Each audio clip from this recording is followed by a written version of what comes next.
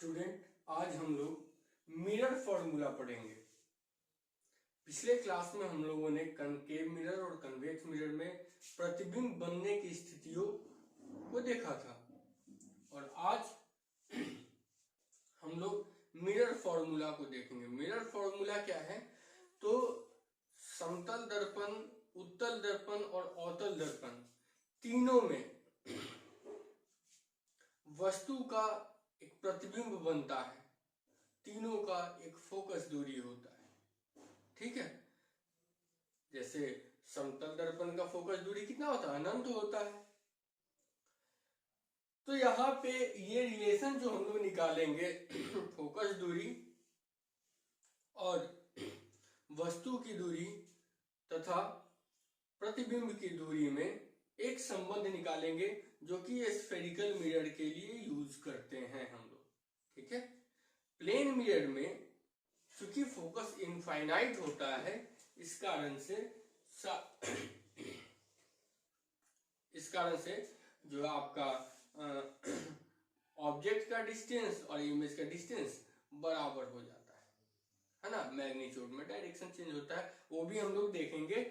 इस फॉर्मूला का यूज करके देखेंगे तो बिल्कुल बराबर आएगा, ठीक है। तो हम लोग स्टार्ट करते हैं। देखिए इसमें मिरर फॉर्मूला को हम लोग प्रूफ करने के लिए जिस रे का यूज करेंगे उस रे को बोलते हैं पैराक्सियल रे। ये पैराक्सियल रे क्या होता है? तो ये एक अप्रोक्सीमेशन के लिए इस रे का यूज किया जाता है। मतलब अप्रोक्सीमेशन किस प्रकार का कि ये जब रे किसी भी दर्पण से टकराती है और टकरा के वापस लौटती है, तो हर एक स्थिति में यह मुख्य अक्ष से काफी स्मॉल एंगल बनाते हैं, है ना। स्मॉल एंगल बनाने के केस में क्या हो जाता है कि साइन थीटा और टेन थीटा को थीटा मान लेते हैं और कॉस थीटा को 1 मान लेते हैं, है ना। तो हम लोग उसी अप्रोक्सीमेशन के साथ इसको हम लोग प्रूफ करेंगे। ऐसे नॉर्मल रे पर भी आप कर सकते हैं, लेकिन चूंकि आप लोग +2 में आ गए हैं, इसलिए एक नए कंसेप्ट के अनुसार हम लोग इसको प्रूफ करेंगे। तो देखते हैं। सबसे पहले हम लोग क्या करते हैं, कनकेव मिरर और कन्वेक्स मिरर दोनों में कर देते हैं, ठीक है ना। पहले हम लोग कनकेव मिरर देखते हैं, उसके बाद कन्वेक्स मिरर में इस फॉर्मूले को देखेंगे। देखिए ये फॉर्मूला होता क्या है? ये फॉर्मूला 1/f = 1/v + 1/u।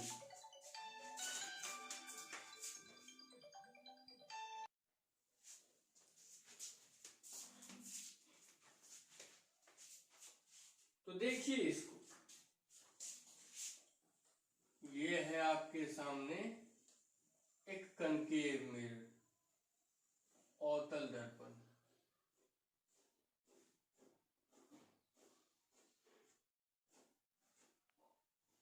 ठीक है। ये एक अवतल दर्पण है, ये आपका क्या है? एक मुख्य अक्ष है, ठीक है। ये दर्पण का मध्य बिंदु जिसको बोलते हैं P, ये हो गया आपका फोकस और ये हो गया सेंटर ऑफ कर्वेचर। हम एक पॉइंट ऑब्जेक्ट लेते हैं, क्या लेते हैं? एक पॉइंट ऑब्जेक्ट। तो यहां पर एक ऑब्जेक्ट लिए, पॉइंट ऑब्जेक्ट, ये हो गया आपका ऑब्जेक्ट। ये टकराया है ऐसे, और इसका प्रतिबिंब C और F के बीच में जब वस्तु रहता है तो उसका प्रतिबिंब C और इनफाइनाइट के बीच में बनता है। तो हम लोग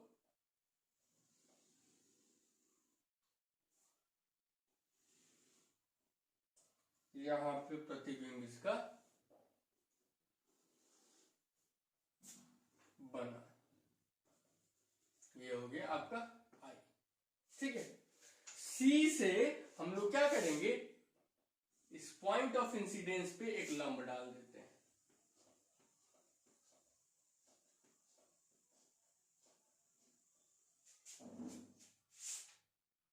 ठीक है।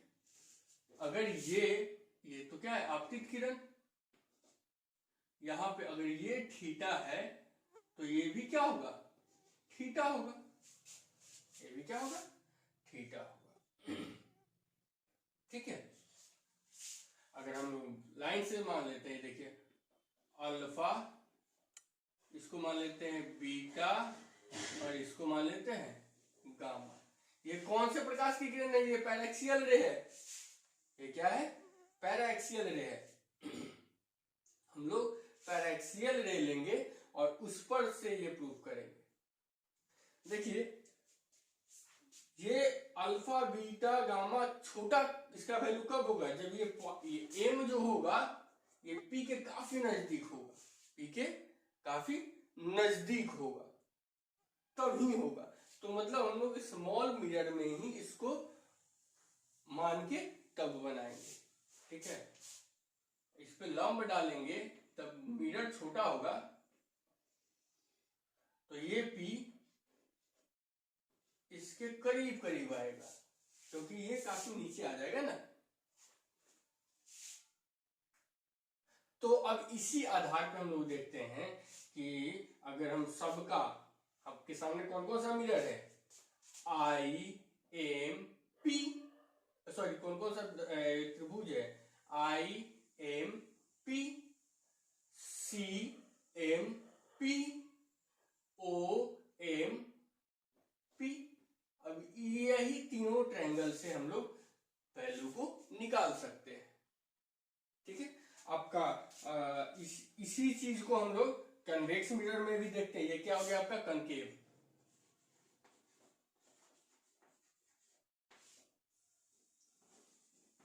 कन्वेक्स, कन्वेक्स में देखते हैं।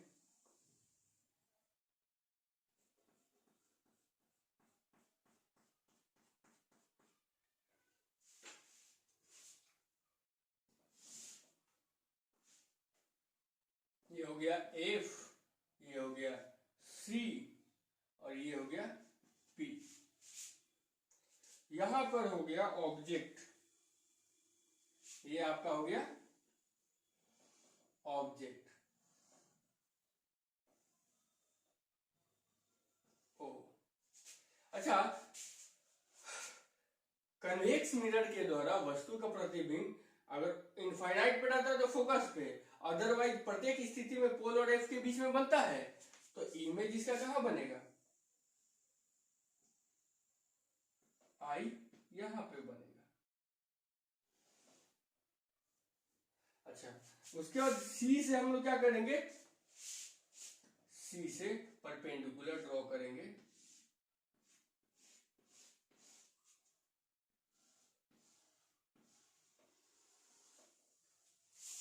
ठीक है, ये आपका, देखिए आपतित किरण के बीच थीटा है, ये थीटा तो ये भी थीटा हो जाएगा। ओ के साथ कौन सा अल्फा है, अल्फा ले लिए। आई के साथ कौन सा है, गामा है, गामा ले लिए। सी के साथ कौन सा है, बीटा है, बीटा ले लिए। ठीक है, इसमें भी हम लोग पैराक्सियल रे लिए। तो हम लोग सबसे पहले कनकेव में और कन्वेक्स में दोनों में प्रूफ करेंगे, लेकिन पहले हम लोग कनकेव कर लेंगे। लेकिन कुछ कुछ कॉमन टर्म्स हैं उसको हम लोग एक साथ कर लेते हैं, क्योंकि सारे के सारे पैराक्सियल रे हैं, तो इसलिए tan अल्फा बराबर अल्फा होगा, tan बीटा बराबर बीटा होगा, और tan गामा बराबर गामा होगा। कोई दिक्कत? यहां पे देखिए tan अल्फा बराबर, तो सब में अल्फा बीटा और गामा का tan थीटा के अनुसार, tan थीटा का फॉर्मूला क्या होता है, P बाई बी होता है। तो देखिए गामा, गामा के लिए P बाई बी का फॉर्मूला, अच्छा देखिए इसका भी वैल्यू हम लोग यहाँ पर डाल देते हैं m, और यहां पर भी लंब जो होगा MP ही होगा, क्योंकि यहाँ पर फिर हम लोग छोटा दर्पण के द्वारा को छोटा करेंगे तो ये P इसके काफी सन्निकट होगा। तो देखिए यहाँ पे अगर अल्फा की बात करते हैं तो अल्फा बराबर P बाई बी। अल्फा ये है, P कितना है MP बटा B कितना है OP। MP बटा OP। देखिए यहां पर भी अल्फा बराबर MP बटा OP हो गया। बीटा की बात करते हैं, बीटा, बीटा बराबर, बीटा यही पे ना है, बीटा, तो बीटा इक्वल टू क्या है P। P क्या है MP बटा B क्या है CP। MP बटा CP। यहां पर भी बीटा देखिए, थीटा है, थीटा के सामने सामने वाला, तो MP बटा CP, बीटा का वैल्यू हो गया। गामा का वैल्यू देखते हैं, gamma equal to P by B. Gamma ये है, P कितना हो गया MP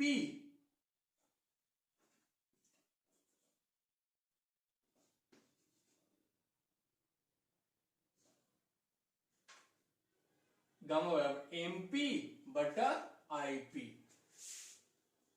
MP बटा IP। यहां पर भी गामा का देख लीजिए, MP बटा IP। कोई दिक्कत? अब देखिए आप लोग अपने सेकेंडरी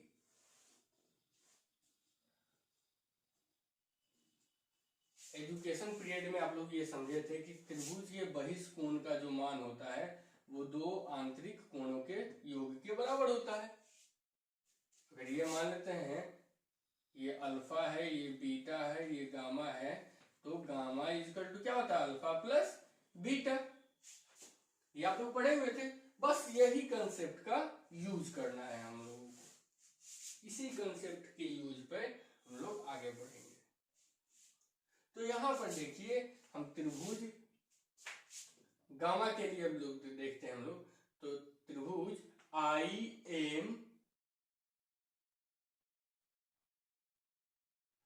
IMC में बात करते हैं। IMC में, तो IMC में बीटा क्या है देखिए, तो ये यही ना है, ये बाहरी कोण हुआ बीटा और ये हुआ थीटा और ये हुआ गामा। तो यहाँ पे बीटा जो है बाहरी कोण है और आंतरिक कोण कौन है थीटा और गामा। तो बीटा बराबर क्या हो जाएगा थीटा प्लस गामा। तो लिख देते हैं इन ट्रायंगल IMC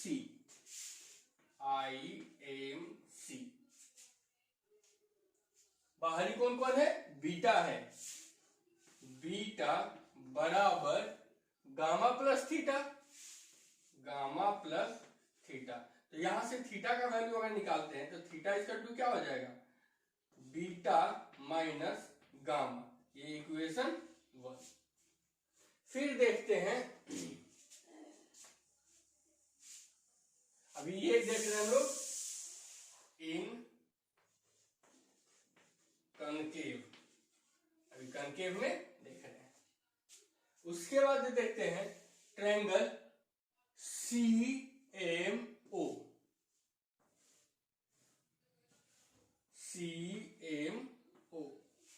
तो CMO में बाहरी कोण कौन है अल्फा है, आंतरिक कोण कौन है थीटा और बीटा। तो अल्फा बराबर क्या हो जाएगा theta plus beta. In triangle CMO तो क्या हो जाएगा अल्फा बराबर बीटा प्लस थीटा। तो फिर थीटा निकालते हैं तो थीटा इक्वल टू क्या हो जाएगा अल्फा माइनस बीटा। ये इक्वेशन 2 हो गया। तो समीकरण 1 और 2 को देखेंगे तो समीकरण 1 और 2 में LHS आपका क्या है बराबर है, तो RHS भी क्या हो जाएगा बराबर हो जाएगा। RHS को बराबर करेंगे तो क्या हो जाएगा बीटा माइनस गामा बराबर अल्फा माइनस बीटा। ये माइनस इधर आके क्या हो जाएगा प्लस में, और ये माइनस आके इधर क्या हो जाएगा प्लस में। तो बीटा प्लस बीटा कितना हो जाएगा, 2 बीटा बराबर अल्फा प्लस गामा। ये हो गया। अब क्या करते हैं, इसको आगे हम लोग सॉल्व करते हैं।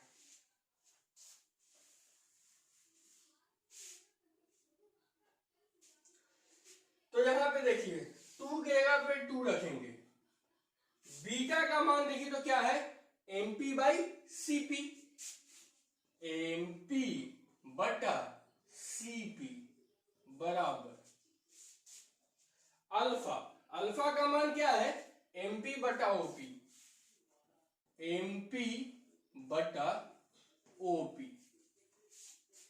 गामा का वैल्यू क्या है, प्लस, गामा का वैल्यू है एमपी बटा आईपी, एमपी बटा आईपी। एमपी को कॉमन लेके घटा देंगे तो हमारे पास क्या हो जाएगा, 2 बाई सीपी बराबर 1 by OP plus 1 by IP. कोई दिक्कत? अब देख लीजिए कि हम लोग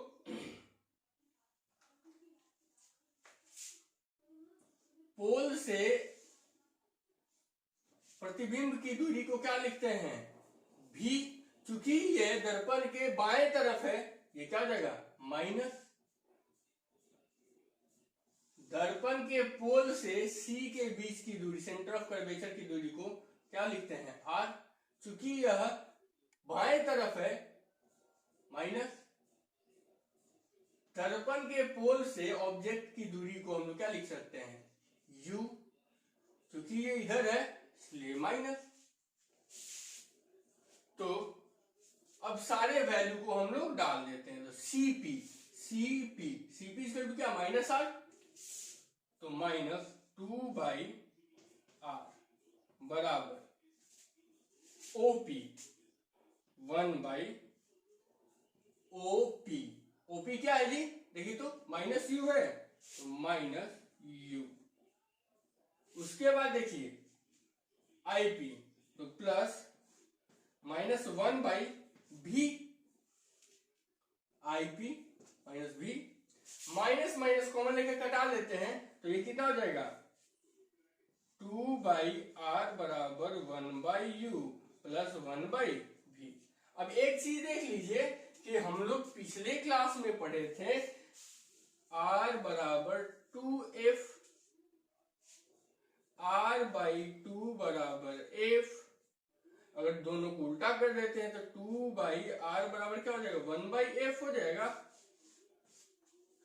तो 2 बाई आर की जगह पर 1 बाई एफ हम लोग लिख देते हैं।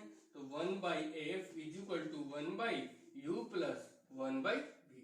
ये आपका रिलेशन आ गया। ये आपको कनकेव मिरर में होगा। अब हम कन्वेक्स मिरर में करके दिखाते हैं। पहले इसको नोट कर लीजिए आप लोग। अब हम लोग कन्वेक्स मिरर में इस रिलेशन को स्टैब्लिश करेंगे। कन्वेक्स मिरर में इस रिलेशन को स्टैब्लिश करेंगे, ठीक है। तो हमारे पास देख लीजिए कन्वेक्स मिरर में भी सेम इसी तरह का रिलेशन निकालेंगे अल्फा और बीटा और गामा के बीच में। तो हमारे सामने 3 मिरर है, सॉरी 3 मिरर बोल रहे हैं, 3 ट्रायंगल हो जाएगा और उसमें से एक ट्रायंगल हो जाएगा OMP, दूसरा हो जाएगा PMI, तीसरा हो जाएगा PMC, एक और है OMCV। इसका भी यूज हम लोग करेंगे। तो अगर हम बात करते हैं OMP में, OMP में, तो OMP पहले हम लोग देख लेते हैं। अब हम लोग देखेंगे कन्वेक्स मिरर में इस रिलेशन को स्टैब्लिश करने का, है ना, ट्राई करते हैं हम लोग। तो हमारे पास कन्वेक्स मिरर में भी देख लीजिए कौन कौन से ट्रायंगल हैं। एक OMI, PMI, PMC, ठीक है। तो देख लीजिए एक ट्रायंगल ये देखिए, तो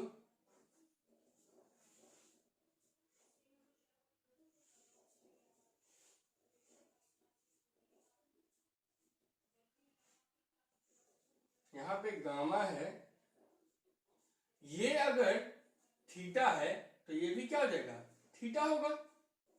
ये अगर थीटा है, क्योंकि देख लीजिए थीटा तो थीटा, तो ये अगर थीटा तो ये भी थीटा हो जाएगा। अब यहाँ पे इस एंगल में देखिए तो गामा बाहरी कोण है, यहाँ पे आंतरिक कोण कौन थीटा है, और ये क्या है, बीटा है। तो गामा बराबर थीटा प्लस बीटा लिख सकते हैं। तो देखिए इस कौन सा ट्रायंगल हो गया आपका, IMC, in triangle IMC, IMC।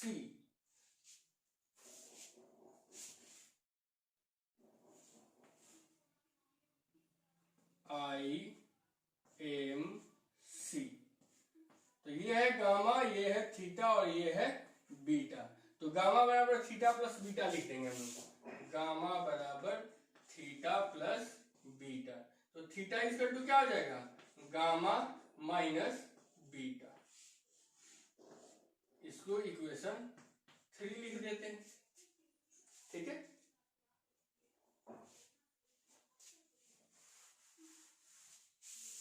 Equation 3 लिख दिए। अब हम लोग देखते हैं अल्फा के लिए रिलेशन, ठीक है। तो देखिए यहां पे एक ट्रायंगल हो गया आपका, ऐसे देख लीजिए,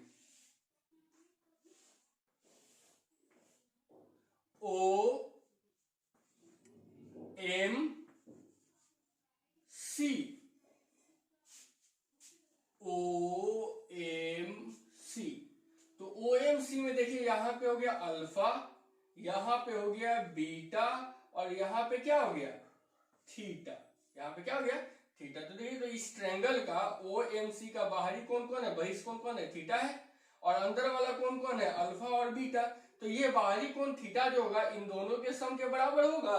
तो इसको लिख देते हैं हम लोग, इन ट्रायंगल OMC, OMC में थीटा इज इक्वल टू क्या हो जाएगा, अल्फा प्लस बीटा।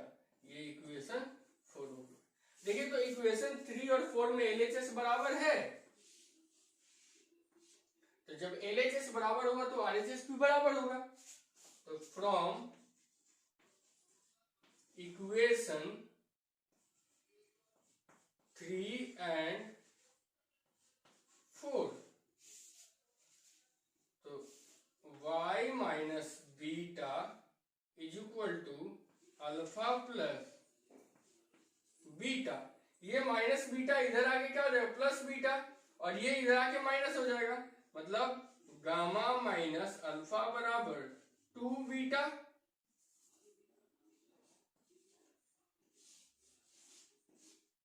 ये हो गया।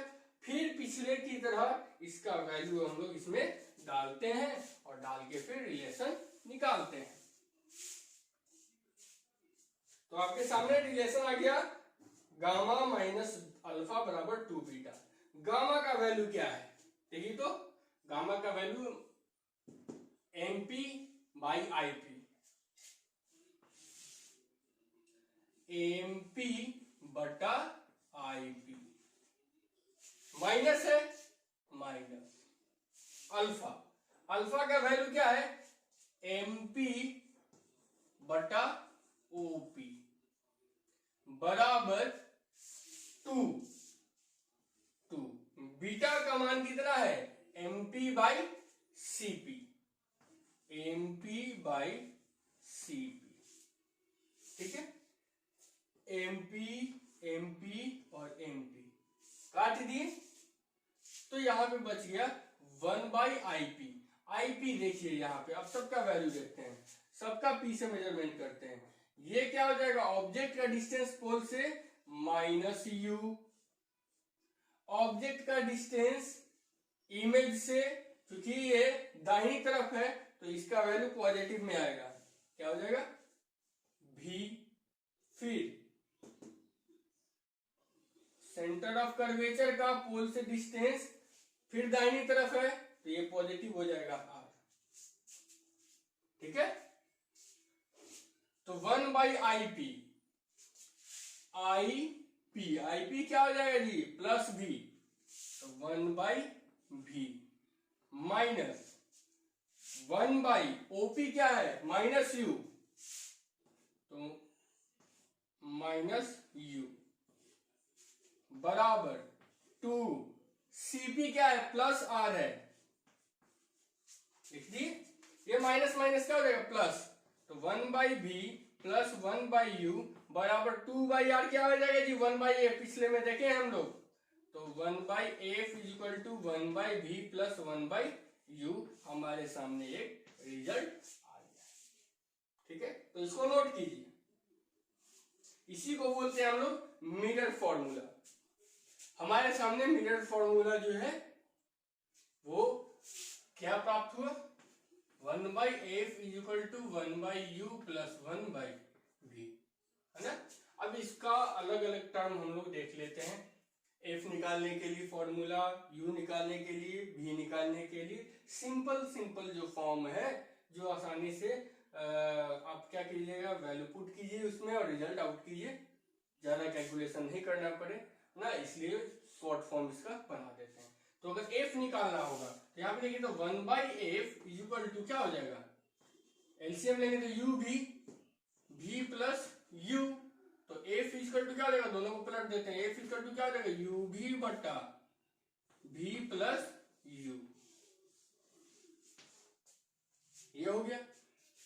अगर हम लोगों को निकालना हो u, तो 1/u इज इक्वल टू क्या हो जाएगा, 1/f माइनस 1/v, तो 1/u इज इक्वल टू, ये देखिए क्या हो जाएगा, एफ v माइनस f, उल्टा कर देंगे तो u इज इक्वल टू क्या हो जाएगा, एफ v बटा v माइनस f। उसी तरीके से अगर हम लोग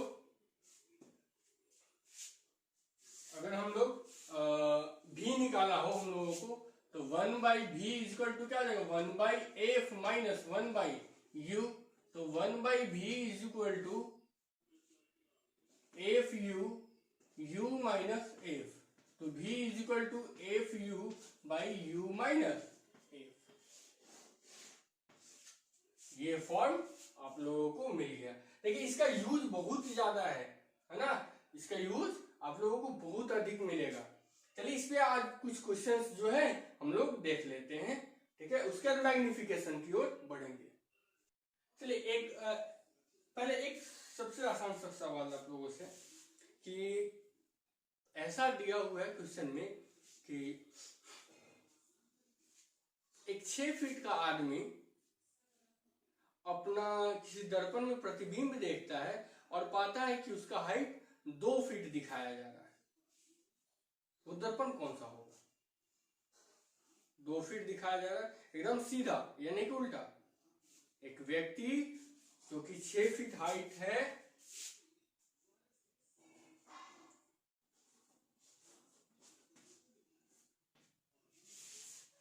ठीक है, यहां पे कोई मिरर है और इसका प्रतिबिंब इसको 2 फीट का दिखाई दे रहा है सीधा, तो यहाँ पे मिरर कौन सा होगा, प्लेन मिरर होगा, स्फेरिकल मिरर में कौन सा होगा, कनकेव होगा या कन्वेक्स होगा। कमेंट सेक्शन में इसका आंसर आप लोग दीजिएगा।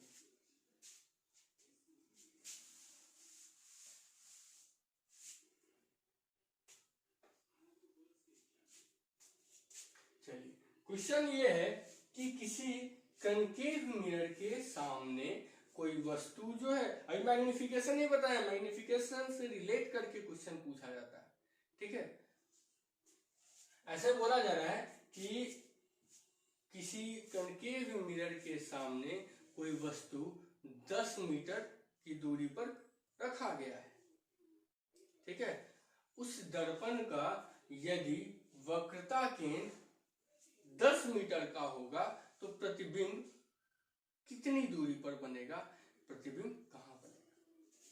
तो इसको बिना सॉल्व किए हुए भी आप लोग निकाल सकते हैं और इस तरह का क्वेश्चन को और सॉल्व करके भी निकाल सकते हैं। जैसे क्वेश्चन में क्या बोल रहा है कि एक कनकेव मिरर है, एक कनकेव मिरर है, इसका वक्रता केंद्र कितने दूरी पे है, मतलब सी कितने दूरी पे है, 10 मीटर की दूरी पर है, 10 मीटर।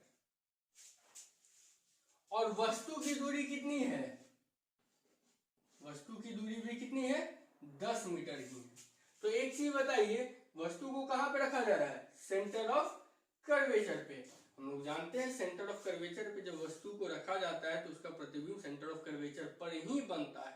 मतलब v भी कहां पे आएगा, v भी आपका मतलब u is equal to -10 metre, c उसके r इज इक्वल टू कितना, -10 मीटर, तो v इज इक्वल टू कितना हो जाएगा, -10 मीटर। करके देख लेते हैं, ये तो हम लोग सीधे देख लिए है ना। अब बना के देख लेते हैं, u इक्वल टू इतना है, f इक्वल टू कितना हो जाएगा, और f equal to -5 metre. Value put करते हैं, हम लोग को निकालना है v equal to what, v का फॉर्मूला क्या है, v equal to F U by U minus F. F का वैल्यू कितना है, -5 गुने u का वैल्यू कितना है, -10 बटा u का मान कितना है, -10, f का मान कितना है, -5। तो v is equal to minus plus 50 बटा -10 प्लस 5 बराबर 50 बटा -5, 10, v बराबर -10 मीटर आ गया। तो इस तरीके से हम लोग क्वेश्चन को, कोई भी एक टर्म अगर नहीं दिया रहेगा तो बाकी के टर्म को हम लोग निकाल लेंगे। और इसके बाद हम लोग मैग्निफिकेशन को पढ़ेंगे, ठीक है। और मैग्निफिकेशन को फिर मिक्स करके उसमें न्यूटन्स फॉर्मूला भी पढ़ेंगे, मिक्स करके जितने भी फॉर्मूला बनते हैं उन सब पे आधारित प्रश्नों को हल करेंगे। और फिर आप लोगों को मानिए तो एक क्लास है ना, एक क्लास के बाद आपका रिफ्लेक्शन समाप्त, और उसके बाद रिफ्लेक्शन का, स्फेरिकल मिरर से रिफ्लेक्शन का टेस्ट होगा, ठीक है। तो टेस्ट का प्रिपरेशन सही से कर लीजिए आप लोग, ठीक है। फिर उसी तरीके से टेस्ट होगा, लेकिन इस पर क्वेश्चन का नंबर ऑफ क्वेश्चन क्या होगा, कुछ अधिक होगा।